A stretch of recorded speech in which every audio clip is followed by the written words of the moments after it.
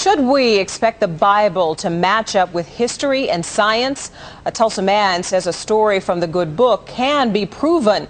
In a special investigation, News Channel 8's Charles Ely talks to a man who believes he's seen Noah's Ark.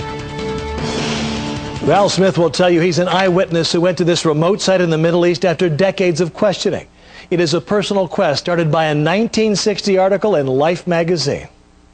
The article contained this aerial photo of a boat-like shape on a mountain ridge. He was amazed by the idea the ark could exist. Then the Lord God said to Noah, "Go aboard the ark, and with you take your sons, your wife, and wives of your sons." We all learned the story early, from the animals to the flood.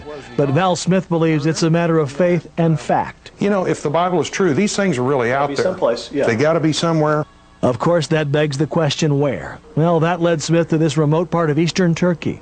His video shows it was a long and difficult journey, but it really touched him. Oh, geez, that's a nice one. Smith says he found petrified wood and tar as well as ancient iron rivets on this site.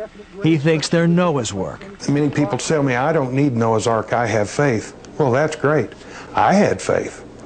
But now I know. I've been on this thing. Much of the research that's been done indicates a large man-made object is buried here. There's a definite pattern. Here's another one. Theory being that these are petrified deck timbers. Smith says there are structures like the boats of the time, plus there are huge stones with the look of ancient anchors. Before they found the Ark site, people from the village, they believe this is the holy place. While it's fascinating, there's also skepticism.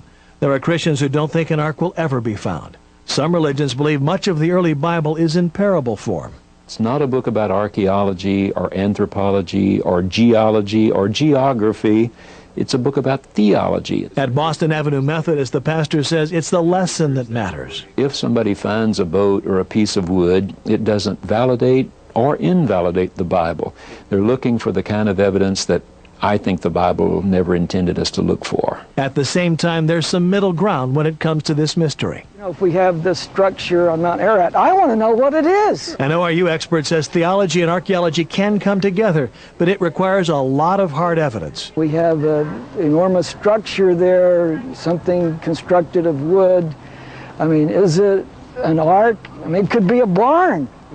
You know, we don't know without a complete and extensive archaeological excavations. Val Smith also wants more extensive work, but he believes his position is self-evident. Don't believe me, and don't believe others you hear. Read the Bible for yourself, find out what it says, and then look at these things. That's what really makes it simple. We can tell you the government of Turkey buys the idea. The site has been declared Noah's Ark National Park, complete with a visitor center. But unfortunately, any major dig is years and millions of dollars from reality. Charles Ely, Oklahoma's News Channel 8.